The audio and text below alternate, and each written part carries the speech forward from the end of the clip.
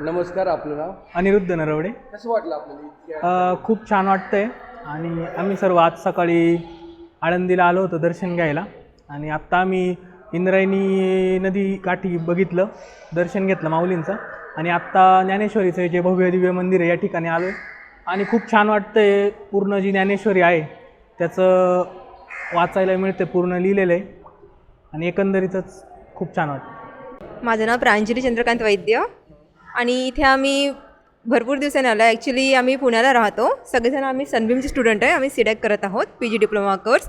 आणि सगळ्यांचा आमचा एक प्लॅन ठरला. आज 26 जानेवारी आहे, त्यामुळे आपण कुठे जाऊन येऊ बा, म्हणजे चांगल्या ठिकाणी. जसं आळंदी आहे, हे पुरातन स्थळ आहे. आम्ही आता इथे मी तर इथे फर्स्ट टाईम आली आहे आणि सगळ्यांचा आमचा प्लॅन ठरला. आम्ही दर्शन वगैरे घेतलं आणि इथे खूप छान वाटलं. इथे एकदम छान सात्विक वातावरण आहे. सगळ्यांचे जी कादंबऱ्या होत्या सगळे वाचत होते, ग्रंथ पारायण करत होते, ते पण बघून खूप छान वाटलं आहे. माझं नाव श्रेयश गुलाम आहे. मी मूळचा काव्यांचा लाडचा, वाशिम जिल्ह्यातला. मी सूरज डहाके. मी राहणार मूर्तिजापूर, डिस्ट्रिक्ट अकोला. इथे मी ज्ञानेश्वरी मंदिरात आलेलो आहे. बऱ्याच लोकांना ज्ञानेश्वर महाराजाची समाधी माहिती आहे, पण ज्ञानेश्वरी महाराजाचं मंदिर नाही माहिती. इथे ज्ञानेश्वरी मंदिरात कोरीव काम, ज्ञानेश्वरी ही भिंतीवर कोरलेली आहे. हे बऱ्याच प्रकारे म्हणजे चांगल्या प्रकारे कोरीव काम केलेलं आहे, तर नक्की बघायला या. माझं नाव भीमाशंकर भोसले. मी छत्रपती संभाजीनगरमध्ये राहतो.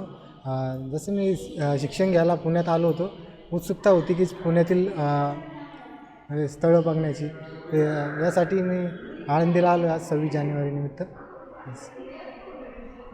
माझं नाव आदेश मनोहर भवार. मी छत्रपती संभाजीनगरमधून. आम्ही आळंदीला आलो, माऊलींचं दर्शन घेतलेलं.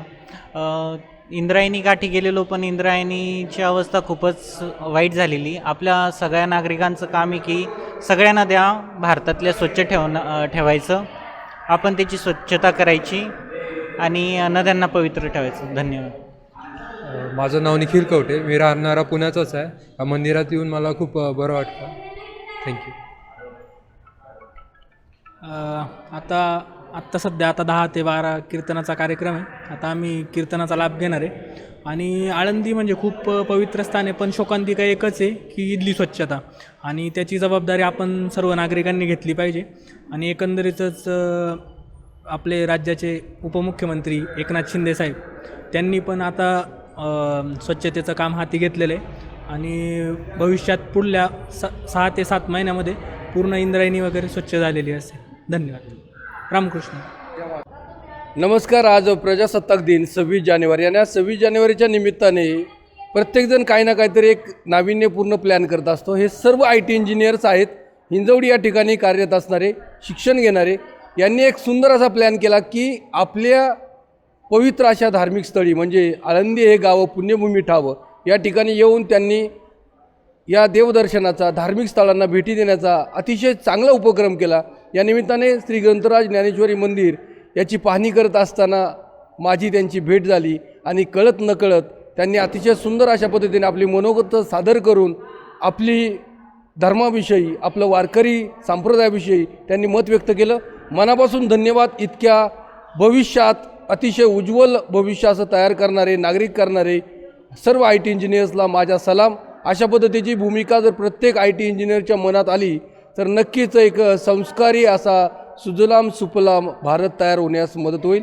रामकृष्ण हरी. रामकृष्ण हरी.